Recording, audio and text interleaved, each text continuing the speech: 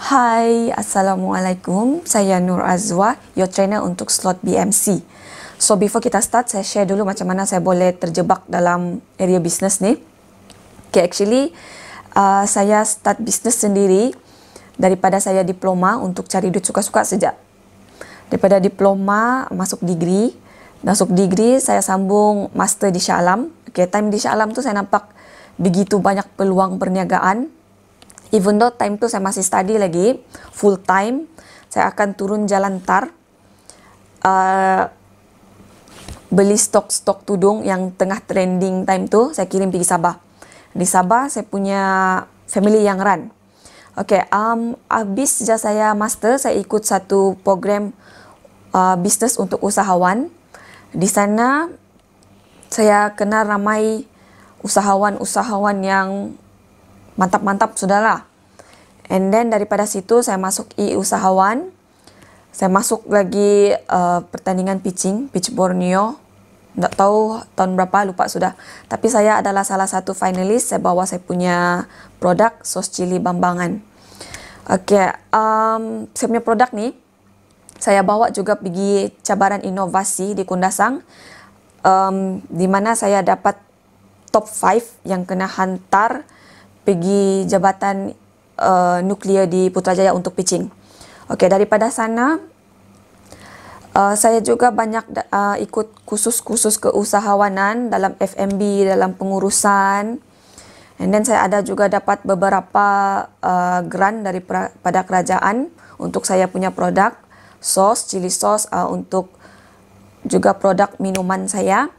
And then daripada sana saya ambil lesen untuk jadi trainer untuk usahawan. Okay? Itu sebab sedikitlah macam mana saya boleh terjebak daripada bisnes, daripada study, pergi bisnes, pergi trainer. Okay? So, that's it.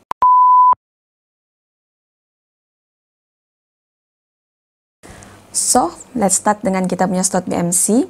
Okay, BMC ni adalah Business Model Canvas. Dia menunjukkan kita punya keseluruhan bisnes. Di situ kita boleh tengok kita punya macam mana kita operasi, siapa kita punya pelanggan, apa kita punya main business. Okay? Dalam BMC kita akan start dengan number 1, customer segment. Kita cari dulu siapa kita punya customer, sama siapa yang kita mau creating value, dan sama siapa yang kita mau jual kita punya service ataupun produk. Okay. Kita sudah dapat pelanggan, and then kita akan move on pergi number 2, iaitu value proposition. Dalam value proposition, kita akan tentukan apa value yang kita akan jual ataupun perkhidmatan yang kita akan jual kepada kita punya customer. Sama ada dia adalah unik ataupun kita menyelesaikan masalah kita punya customer. Okay, kita ada customer, kita ada produk ataupun service, and then number 3 kita akan move on kepada channel. Channel adalah macam mana kita deliver kita punya value proposition tu pergi kita punya pelanggan. Okay? And then number 4 adalah customer relationship. Customer relationship ni kita tentukan bagaimana kita cari customer, bagaimana kita retain, dan bagaimana kita kembangkan kita punya bilangan customer yang sedia ada. Okay, that's number 4. And then kita move on pergi number 5 adalah revenue stream. Dalam revenue stream kita tentukan kenapa orang mau membayar untuk kita. Okay, sama ada kita menjualkah ataupun memberi perkhidmatan utama ataupun perkhidmatan produk sampingan. Okay, next kita move on pergi key resources. Key resources ini menentukan apa benda yang penting yang mesti ada dalam bisnes kita supaya kita punya bisnes boleh run. For example, kalau kita jual makanan, kita mesti ada mesin. Okay, itu adalah kita punya key resources. Selain mesin, kita mesti ada pekerja. Selain pekerja, kita mesti ada bahan mentah. Okay, itu adalah 3 example dalam key resources. Okay, move on to number 7 adalah key activities. Key activities menunjukkan apa aktiviti sebenarnya kita dalam kita punya bisnes. Sama ada kita hanya beli, jual balik, reseller, atau kita memproses makanan, ataupun kita memberi perkhidmatan kepada kita punya pelanggan. That is number 7, key activities. And then kita move on pergi key partners, number 8. Key partners ni adalah sesiapa yang berkenaan dengan kita punya bisnes. Sebagai contoh, kita punya supplier. Okay, lagi kita punya agensi pengiklanan.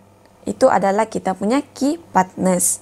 Move on, kita pergi last block, iaitu number 9, cost structure. Cost structure menunjukkan apa-apa cost yang incurred dalam kita punya business. Sebagai contoh, kita tadi ada labor kan, pekerja. So, kita akan masuk upah di sana. And then kita ada mesin. Kalau ada mesin, kita mesti ada maintenance.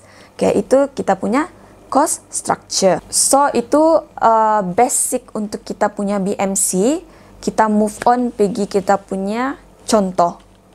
Okay, let's look into example untuk kita punya BMC. So, kita ambil example, kita jual popcorn. Kita buka popcorn stall di panggung wayang, cinema. So, first kita look into kita punya customer segment. Siapa kita punya customer? Of course, kalau sudah namanya panggung wayang, so kita punya customer adalah orang yang datang mau tengok wayang, movie audience. Okay, tak kira lah dia punya umur berapa. So, movie audience.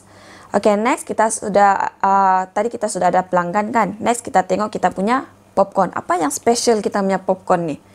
Okay, first maybe kita punya popcorn ni, dia banyak perisa. Ada masin, ada manis, ada pedas, okay, ada rasa buah, ada rasa sayur, semualah. Okay, next kita tengok value proposition kita yang kedua. Tadi sudah ada pelbagai perisa. Maybe yang kedua, popcorn kita ni dia ready to go. Maksudnya, kalau orang datang walk in, dia just order and then kita prepare saja. Tu sudah siap dia punya order. Tidak payah lagi mau masak lagi, mau tunggu lagi, itu ini tak payah. So, kita cakap sini fresh popcorn on go. Okay? Segeralah, yang segera. Okay, next. Kita sudah ada pelanggan, kita sudah ada value untuk popcorn kita. Next, kita tengok channel. Macam mana kita jual kita punya popcorn tadi. So, channel kita adalah di cinema lobby. Okay? Kita buka stall kan, gerai. Mesti di lobby. Supaya orang boleh nampak kita jual popcorn sana. So, channel kita adalah cinema lobby.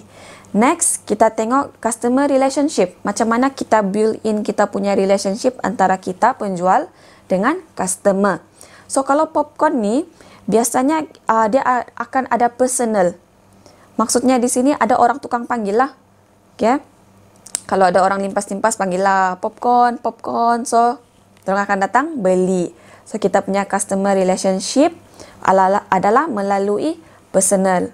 Selain itu, kita boleh juga melalui iklan. Kita buat iklan di media sosial kah, kasih tahulah kami ada jual popcorn sini, daripada IG kah, daripada Facebook kah. Okay? Itu adalah customer relationship. Macam mana kita build in, macam mana kita kasih tahu orang yang kita menjual. Okay, next kita tengok kita punya revenue stream. Revenue stream tadi apa?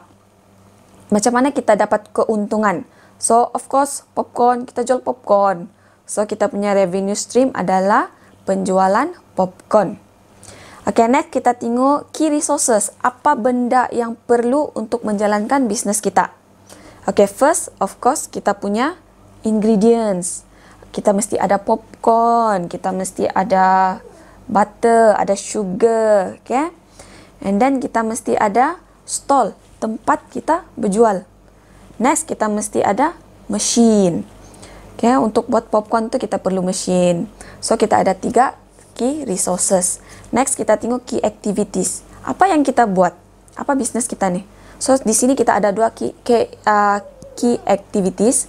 Pertama, making popcorn. Kita buat popcorn. Yang kedua, kita jual, selling. Next, kita tengok key partners. Key partners adalah sesiapa yang ada hubungan dengan kita punya bisnes. Okay, first, theater owner. Kalau tiada ni theater owner, kita tidak akan dapat bisnes di sana. Betul? Kalau dia tidak bagi kita sewa. Betul? Okay, next adalah supplier. Supplier popcorn kita. Kalau tiada supplier, macam mana kita mau jual popcorn? Betul? Okay, number 3, mungkin kalau kita iklan kita punya popcorn nih di syarikat pengiklanan. So, kita letak sana key partners kita syarikat pengiklanan. Okay, lastly kita tengok cost structure. Cost structure adalah apa-apa cost yang terlibat dalam kita punya bisnes tadi. Okay, first, ingat kita buka di cinema tadi kan. Di cinema ni mesti kita sewa. So, first cost structure adalah sewa tempat, sewa gerai kita. Next, kita ada pekerja. Pekerja kita mesti bayar gaji. So, gaji akan masuk dalam cost structure. And then, ingredients. Kita beli ingredients, kita guna cost, incurred cost. So, masuk juga. And then, kita ada mesin tadi. Mesin tu semua equipment kita masuk juga dalam cost structure. Okay, apa lagi masuk cost structure? Overhead, for example, bil air, bil elektrik, macam tu. Okay, maintenance machine, masuk juga cost structure. So, that's all untuk kita punya BMC popcorn stall. Okay, habis kita punya pasal BMC. Ingat tadi, first, saya bagi tahu apa itu BMC. And then bagi tahu apa ada di dalam BMC 9 blok tadi. And then kita tengok juga example BMC. For pitching tips, saya boleh bagi 3. Okay, first timing. Timing paling crucial, okay? Jaga timing. Kalau kena bagi masa 5 minit, kita kena habiskan dalam masa 5 minit. Jangan drag masa, okay? Okay, second, be ready. Practice. Practice lah depan cermin kah, dengan kawan kah. Okay, yang third, guna bahasa yang selalu kita guna. Jangan guna bombastic words. Nanti kita tersasul. Lain yang kita mau cakap, sampaikan lain yang orang faham. Okay, that's 3 tips daripada saya. First, masa. Second, be ready. Third, bahasa. Okay, that's all. Last but not least, good luck for your pitching competition. If you want to ask me anything regarding the BMC, or you want to ask about pitching, you want me to review your BMC, you just can WhatsApp me. So, all the best.